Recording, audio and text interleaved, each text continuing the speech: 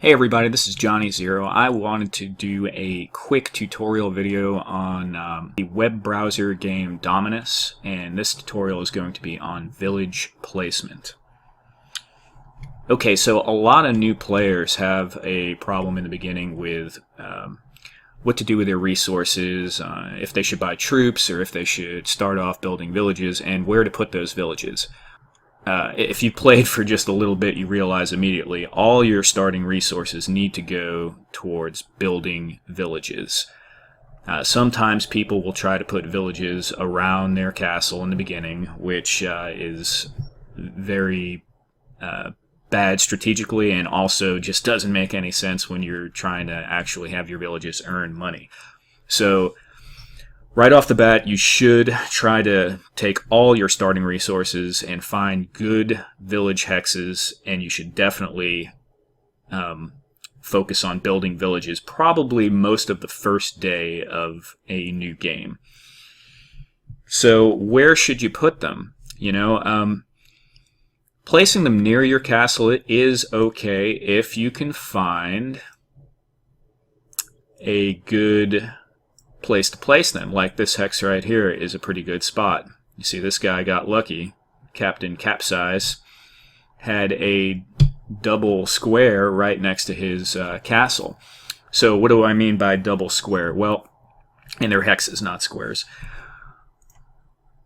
When you see the plain mountain hex, which produces ore, and this is a speed server, so it produces a little bit more than on a standard server. It's 4 ore every 10 minutes. Well, when it has the mine in it, it's 12 ore. So this is a large resource hex.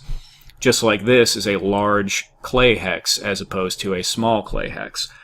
So basically you want to put your villages in a situation that they are bordering at least 2 large hexes. And this is why you see players running all over the map, especially for triple hexes people will fight you for. So, whether or not you want to build early on a triple hex is up to you, but I would definitely send more troops to defend that spot.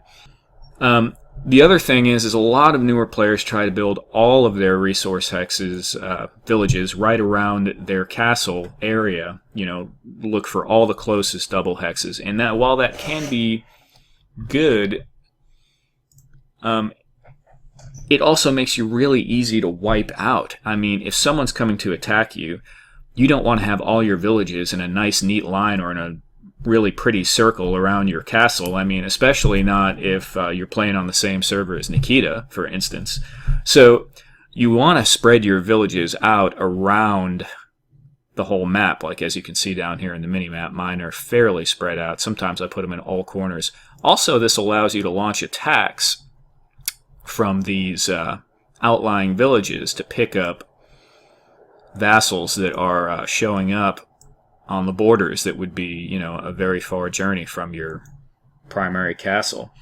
Something else, when you are looking for village spaces, where you want to put your villages, if you have the pro account feature enabled, which I don't on this account, you can click on a square or a hex. I keep wanting to say square, and it will show you what the value of how much gold, per income cycle this hex will produce.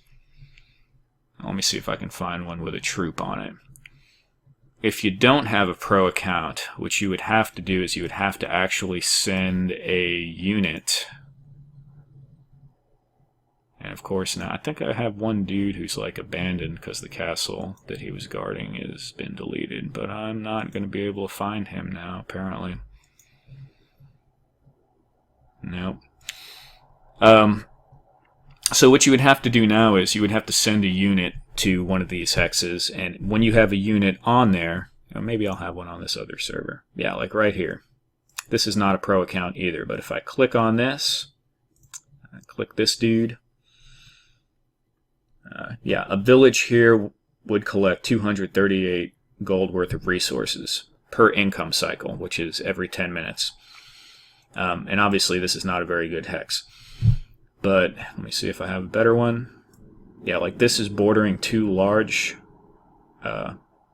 resource tiles. See, 401. So ideally, you want to get all your villages, on good tiles. Sometimes you have to settle for crappy ones if there's nothing available, or if people are just being too aggressive with the really good ones and you're not in a position to defend them. Sometimes you can take, a tile that has only one good resource bordering it, in a pinch. But that should not be your goal. Yeah, and that's about all I got on this. So hopefully that helps.